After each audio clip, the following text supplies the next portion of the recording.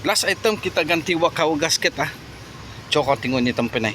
Ni pesona yang dulu kita case dia yang dia susah mau start. Kita cek semua hampalang semua ada karan. Lepas tu kami buka plug, taruh minyak, motor oil di plug sana pun tidak mau hidup. Last kita buka dia punya payung bab tu. Okay, payung bab dia jam. Lepas tu sudah kita service dia dapat start, syukur.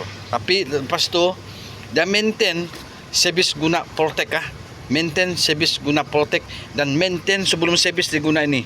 Kau tengok keadaan enjin dia tempenai. Nampak ni. Ya. Yang cerita yang saya cakap yang susah mau start pun sudah hampir 1 tahun lebih.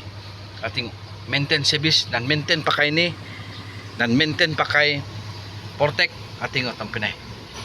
Dia ada kesan terbakar lah. Sebelum ni yang case dia tidak boleh start memang kotor lah. Tengok dia maintain pakai ni. Itulah Kempro wajib pakai ni. Okay, setiap kali service kamu guna ni. Lepas tu kamu guna 530 protect full citizenship. Okay, tengok liang-liang tak kenai liang-liang.